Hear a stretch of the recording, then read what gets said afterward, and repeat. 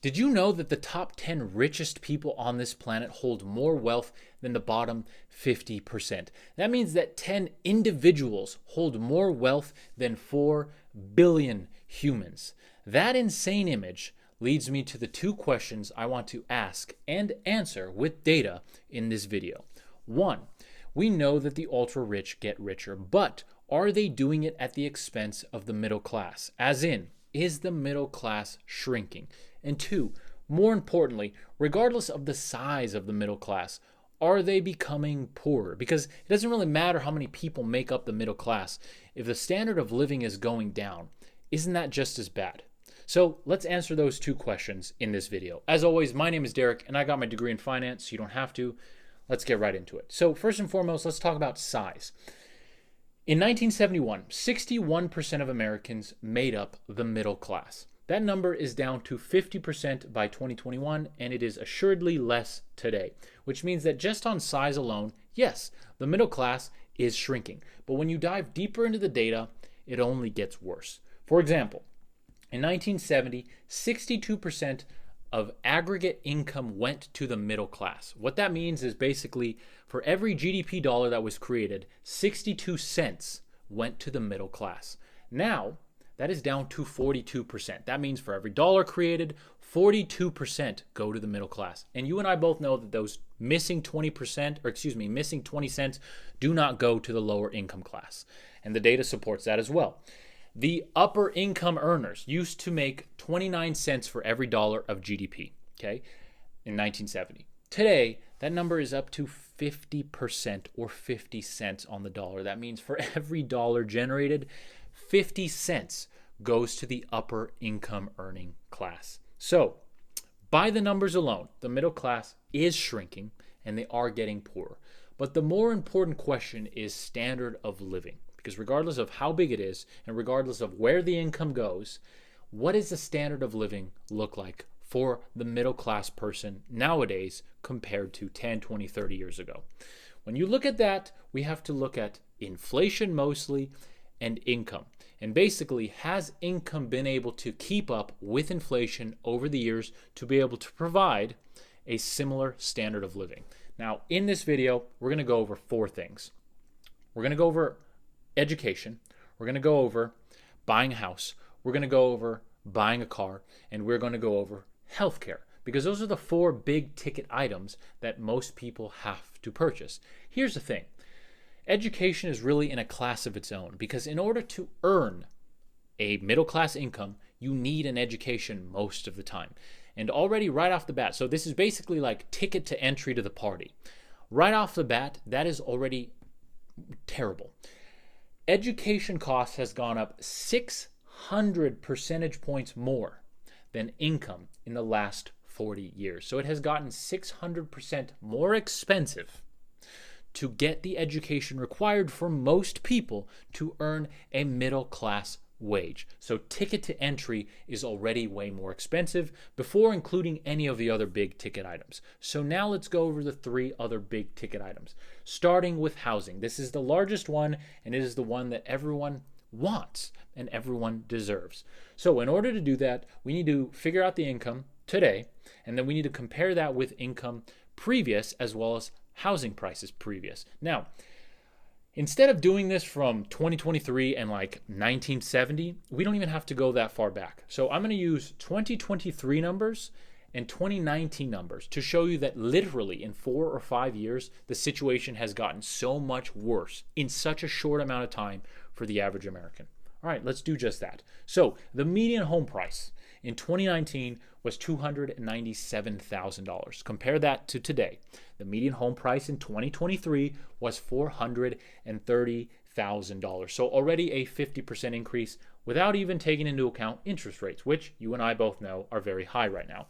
In 2019, interest rates were 3.8%. Today, they are over 8%, so they're double. So you have almost 50% increase in the housing price, and you have double the cost to get the money required to buy a house. Okay, now let's compare that to income. Okay, in 2019, the income was $68,707. Today, the income is $74,580. So you have a 50% increase in the price of the home, yet you have just a few percentage point increase in income. And we're going to do the math here right now. But before we do that, we have to understand the average principal and interest in 2019 and the average principal and interest today. The average principal and interest in 2019 was $1,315 with a private mortgage insurance of $180 for a grand total of $1,495. That is the monthly cost to own a house just a few years ago. Let's compare that to today. In 2023, the average principal and interest for the average priced house is $3,010. The average private mortgage insurance is $259 for a grand total of $3,269. So now that we have those numbers on a monthly basis, let's compare the two. The cost percentage to own a home in 5 years has increased 118%. That means in order for the standard of living to be the same, it means that income would have had to have increased at least 100%. You and I both know that did not happen. The average income percent increase in that same period was 8.5%. So, schooling is more expensive for the average American, and the cost of homes is more expensive for the average middle-class earner. Okay?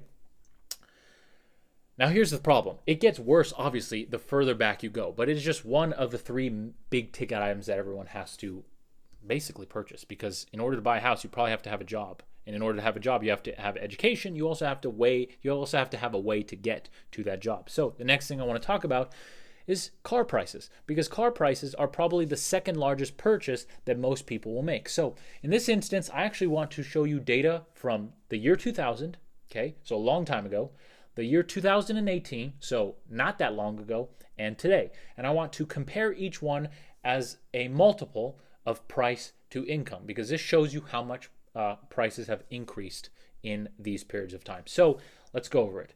In 2000, the average cost of a brand new vehicle was $21,850. Okay? In 2018, the average cost of a brand new vehicle was $37,577. In 2023, the average cost of a brand new vehicle was $48,008. Okay, now what about income? Income, and we're doing median household income, in 2000 was $42,148. In 2018, it was $63,179. And in 2023, it was $74,580. So as a multiple, car price to income, in 2000, it was 0.52. Basically, another way of saying this was the average car price was 52% of the average yearly household income.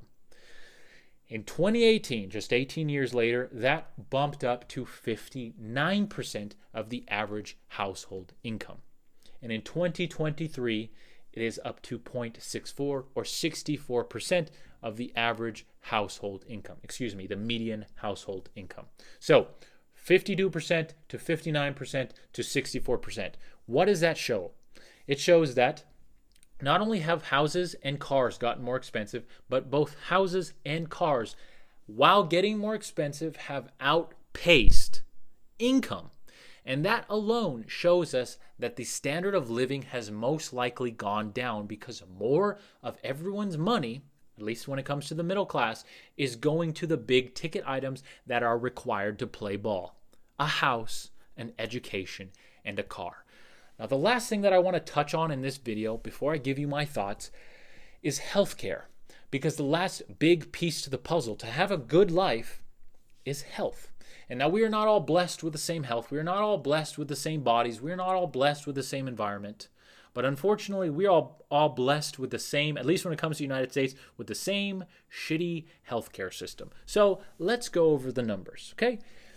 I want to give you the difference from 2000, so a long time ago, 2000 to today. I want to give you the difference in the cost to have healthcare as a single. This is single coverage for a single person, and I want to compare that as a percentage of median household income, okay? And this sucks. This plain and simple sucks. In 2000, okay, the average cost for single coverage was $2,471, or 5.9% of the median household income. Call it what it is, 5%. In 2021, the average cost for single coverage on a yearly basis was $8,435. The percent of income, 11.3%. So the healthcare cost has more than doubled in that period of time. So what does the data show us? The data shows us that yes, just on the numbers, the middle class is shrinking, and two, they are getting poorer. The standard of living is going down. Housing prices, the cost to own a house, just in 5 years, the monthly cost has gone up 118%. Okay? Cars has gone from a multiple of 52% of the yearly income to 64% of the yearly income. And health insurance, something that should be basic to everyone, has gone up from 5.9% of the average person's income to 11.3% of the average person's income. So, the data is clear. What are my thoughts? Well, my thoughts are that it looks like capitalism, and this is coming from a red-blooded capitalist. I think it is the best option out of the choices, and I think currently it is the best choice, but I do believe it needs to be changed or improved, because right now capitalism does not look sustainable. The middle class is getting poorer. The middle class is who built the current system that we have. The middle class is what this economy is built on, basically. And when you squeeze the middle class, eventually you will squeeze them too thin. And that is what seems to be happening. Wages are not keeping up. Corporate profits are going up. Even though they have come down a little bit, they are going up. Corporate greed is a huge problem and a huge driver of inflation, although in my opinion, it is not the main driver of inflation. It is a huge part of inflation. At the same token, the employees that make up these corporations are not being treated like they used to be and are not being able to basically live the standard American dream good life. $100,000 should be the average amount to live a good quality life. At this point, when you look at data, especially in the housing area, it takes $114,000 of income to afford the average house in this country. So $100,000, which used to be like the gold standard, has become the bare minimum. Yet the average income is much, much lower. So my thoughts are that something needs to change. And something needs to change quickly, because the middle class is being squeezed. And when the middle class is being squeezed too much, you are basically getting a shrinking middle class and an expanding lower class, and an expanding, when it comes to dollars, a richer upper class. That's not a good situation to be in. And as a nation, it is not the place that we, or the trajectory that we want to head down. We want a strong middle class, because a middle class makes up the bulk and the backbone of the economy. So I hope this video was enlightening. I know this is not good news, and I know that it is not what most people probably want to hear, but it is the fact of the matter. And if you belong to the middle class, this directly impacts you, which is the majority of this country. Still, barely, but still. Okay, 50% of this country, based on the data, is middle class. That means it is still majority, but that number is shrinking day by day. And again, regardless of if it was 100% of this nation, the fact of the matter is the middle class is getting poorer and poorer, and the standard of living is going down. So something needs to change. Again, I know that this was probably not the greatest or happiest video, but it is the truth, and the truth needs to be said, because that is how we make change. If you like personal finance, if you like investing, if you like world economics broken down simply, you are in the right place. That's all we do on this channel, and it would mean the world to me if you subscribe. Please consider subscribing if you haven't already. This is a relatively new YouTube channel, and it is something that I'm passionate about, and I want to continue to share my knowledge with you for many, many years. So it would mean the world to me if you subscribed. Also, I do not think I'm the smartest person in the room. I do not have a chip on my shoulder. So if you have a different opinion, please feel free to leave it in the comments. Just remain civil. I'm always, always, always here to learn from you, just like I want to share with you. And if you haven't yet, please turn on the bell notification as well so you don't miss the next video. Usually videos are on Tuesdays, but a lot of the time I'll do a video on Wednesday or Thursday or Friday or Saturday if something major happens, like the Federal Reserve meets, some major political thing is impacting the markets, etc. I will do a video to keep you up to date. Other than that, I hope you have a fantastic rest of your week. And I hope that this nation heads in the right direction eventually, because right now there's a lot of bad news economically and worldwide. And at the end of the day, we are all humans and we really need to work together better. So other than that, I will see you in the next video. Take care.